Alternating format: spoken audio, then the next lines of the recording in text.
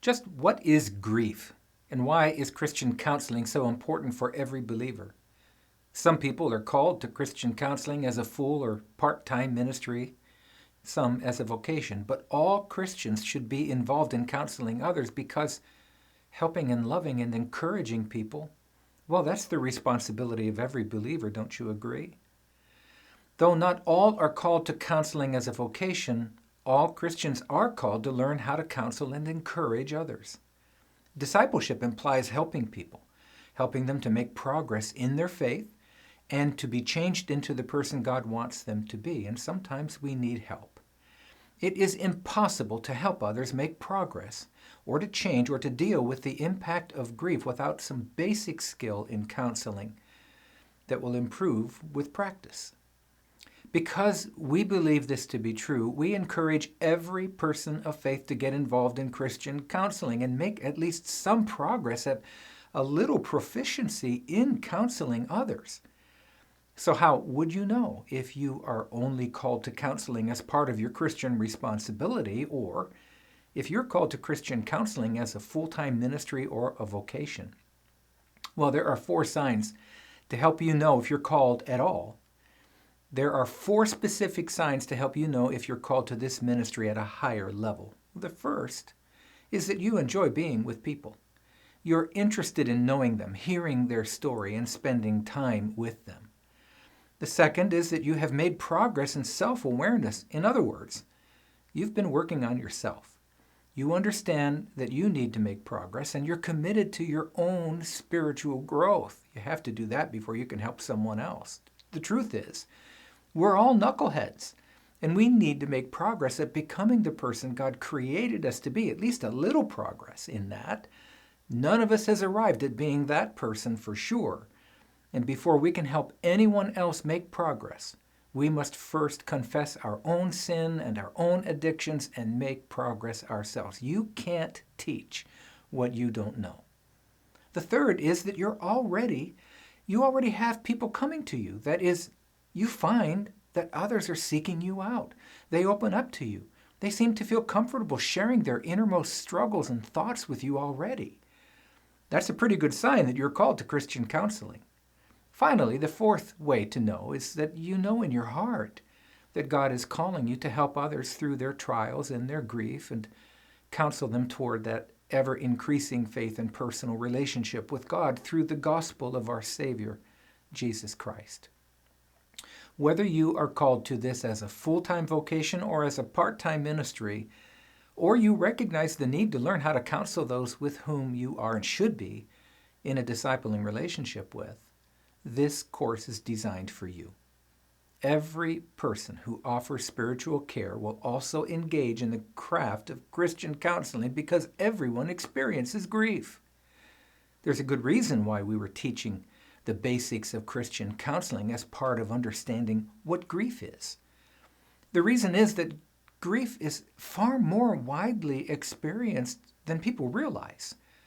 As you'll learn in the lectures that follow, grief is a pervasive emotion that every person experiences. Grief is caused by any kind of loss.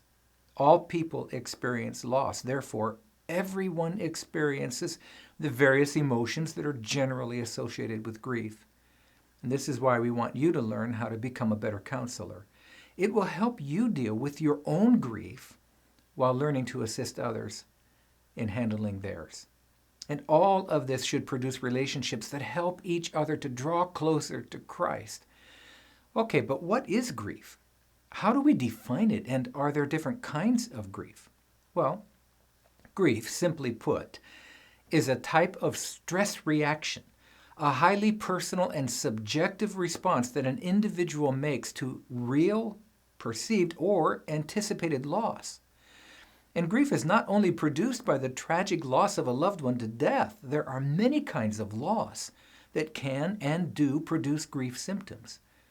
But there are different types of grief that you should know about. Everyone has heard of the term bereavement before, but how is this term different from grief? Well, the easiest way, I think, to understand the difference is to know that bereavement is referring to the actual reality of a loss. Any person who experiences a loss of any kind is in the current experience of bereavement. The word describes the reality, at least for someone else, that a loss is currently experienced. But grief, on the other hand, is the emotional response a person has to the loss they experience. To clear up some confusion here, know that most clinical and medical settings associate the word bereavement with loss due to death. Usually in these settings, when you hear the word bereaved, it means they lost a loved one. But we would argue for an expanded definition and understanding that includes any kind of loss. And grief can be triggered by many types of loss. Many times a person will experience grief without bereavement. They may not have an actual loss. Perhaps they fear a possible loss that hasn't actually happened. Or maybe they anticipate that a loss is or may be coming based on news that they've received about a possible loss. This causes them to grieve now. We call this anticipatory grief. And it's every bit as emotional as actual grief. The emotions are the same. Imagine that a dear friend or loved one is diagnosed with cancer and the prognosis is not good. You want them to survive. You want them to be healed. And you pray to God for their healing and try to put a positive spin on the expected outcome, even though it may be hopeless. And even though the person is still alive right now, you may experience grief in anticipation of the loss. Even when the person has no hope of surviving this serious illness, a person might deny the reality and proclaim that they will be healed and live a long life. Denial is a stage of grief, and here it is the anticipation of grief that causes denial. Emotions triggered by grief include such things as denial and fear, anger, anxiety, and things like these. You will learn more about this in the course. Many things can trigger one or more of these various emotions of grief. Things like a pending terrible storm, and you're advised to evacuate, or a drop in the economy and fear of losing your job, and a global pandemic is another example. These things that have not actually produced a loss for you yet, which would be bereavement, they still produce anticipatory grief. Now, there's another form of grief that is also very real to many. Let me illustrate it. Suppose your good friends who live next door have a 14-year-old daughter that enjoys being with your family. She's grieving that her 16-year-old boyfriend broke up with her to be with someone else. Well, society often does not feel very strongly about this kind of grief and may not give her permission to actually grieve. You're too young, we might say. There are many other fish in the sea, we say. We try to direct them away from grieving rather than giving them permission to grieve so that they can work through it and return to normal and learn how to help others. Or imagine another situation. An ex-spouse who is the father of several children dies. And especially when there was infidelity and cheating resulting in a divorce and his remarriage to the person he was committing adultery with, his death may still trigger symptoms of grief with the ex-wife. But society and culture and friends may treat it more like, hey, he finally got what was coming to him, so why are you grieving? And this type of grief is called disenfranchised grief. It is grief experienced by someone where the culture or society or family or friends does not acknowledge it, and they fail to give them permission to grieve. Well, a Christian counselor can give them the permission they need to grieve well so they can be healed of its symptoms and work through it. We must be willing to listen to do this well and lead them to a place of healing. Sometimes a person grieves so deeply and for so long that it becomes difficult for them to return to a normal life. Any grief that produces intensified emotions that last longer than 6 months or a year could be caused by what's called complicated grief. And it will be important to help a person in complicated grief get some professional help. If left untreated, it can disable them forever. And from ever returning to normalcy, it can be life-threatening. Unless properly educated and professionally trained, you are not equipped for this, so get help. We believe that every Christian is called to care for people, and the more we love God, the more we will love people and care for them too. Grief Well, it's part of life, and Christian counseling is designed to help people find the strength they need in faith. And how do Christians help others? Well, the answer is found in having biblical relationships, where we practice the ministry of presence. You will hear a lot about that during this course. So the question is not whether Christians should counsel others. The question is, will they do so effectively? How should we counsel? Well, suppose a non-Christian is experiencing profound grief from a loss that they have experienced. If they became friends with you and your Christian community, how would you help them? Every Christian should be ready to practice the ministry of presence by helping people through their grief toward a positive outcome that helps them grow in faith. Ultimately, a person who comes through grief with a stronger faith will be equipped to help others do the same. And this is part of the very definition of discipleship. Therefore, counseling is a priority of ministry for every believer, or at least that's what we believe. Surely you are familiar with the phrase, a priesthood of all believers? This is applicable to the need for all Christians to learn how to counsel others. We're all adopted into the family of God by Jesus and expected to make progress ourselves while helping others do the same. There's a word in the New Testament, and it's translated lay or laity, and that's describing every believer. That word laity is a general term, typically referring to all people, not just professionals. Throughout the New Testament, especially the book of Acts, you find the word used to describe the people of God, which is us. Let's consider how the word is used in the following scriptures. Acts 18, 9 and 10 describes the encounter that Paul had with Jesus in an event where Paul was being told to do ministry with people outside of his faith community. It changed the trajectory of his life, and it should change yours too. Jesus said, "Do not be afraid any longer, but go on speaking and do not be silent, for I am with you. And no man will attack you in order to harm you, for I have many people in this city." And here, the word translated people is laity, or laypersons. Jesus told Paul not to be afraid because there are many people of faith who stand ready to help him.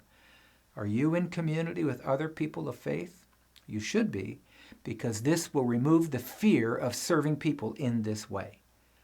Titus chapter 2, verse 14 says, "Who gave himself for us to redeem us from every lawless deed and to purify for himself a people for his own possession, zealous for good deeds." Here it is again, people, laity, made into the very possession of Jesus and who are zealous for good deeds. And what are good deeds? What is a good deed? Well, it's any deed that would cause God to say, "Well done." And since God loves people, he really likes it a lot when our deeds are formed around loving people too. This implies Christian counseling. Let's consider one more.